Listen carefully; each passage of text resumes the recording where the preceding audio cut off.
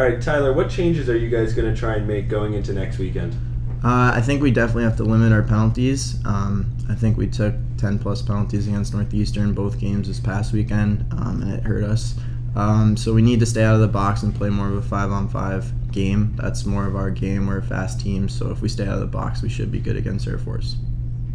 So, Chris, tell me a little bit about the difference that playing hockey at high altitudes is like, and what do you guys do as a team to manage that? Yeah, you definitely get tired more easily, so we have to manage our shifts a little quicker. We had a couple guys keeping a minute-long shift, so we have to keep it under 40, 30-second shifts to manage our breathing and everything like that.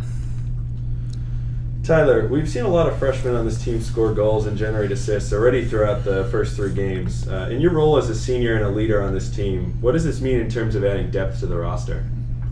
It's huge. I think, especially on later down the road when you get into playoffs, I think you need depth. You can't just rely on 1 or 2 lines, and you see that with a lot of teams at the NHL level, at the college level that win championships. It's based on depth scoring, so I think that's huge, and we're really happy for the freshmen that scored. Chris, talk to me about how as a team you're attempting to adjust to the new rules, especially around that hooking call that we saw this past weekend called a lot. That are being enforced by the referees this year. Yeah, it's definitely different. I mean, we got obviously a lot of penalties this weekend, so I think the main thing we need to do is just move our feet. When we stop moving our feet, we'd clutch and grab and hook people. So the biggest difference is just moving our feet and keeping the bodies in front of us. So Tyler, as both you and Air Force start your in-conference games this weekend, how are these games a little bit different in terms of looking forward to them and playing them compared to non-conference teams like Northeastern and UNH, how you guys started the season?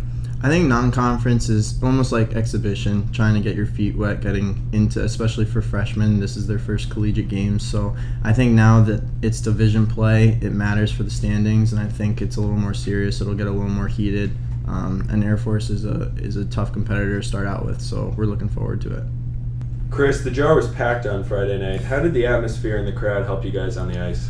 It just helped us to get a lot of energy. I mean, especially for a freshman, it was our first game at the Jar, and when you walk into the Jar, you don't think of it as being much. So to have it packed to the brim, it was a pretty amazing feeling, and to have new band and everything like that, it was loud, it was fun, it helped us get going. And Tyler, is it relieving to get your first goal of the season, what's hopefully one of many for you, just to get it out of the way? Yeah, for sure. That's one thing that I said last year coming into this year that I work on is a little more depth and bring some scoring to the team. So as I stated earlier, just depth scoring is going to be huge, not just now, but later on down the road. So hopefully that continues all the way through the end of the season and into playoffs.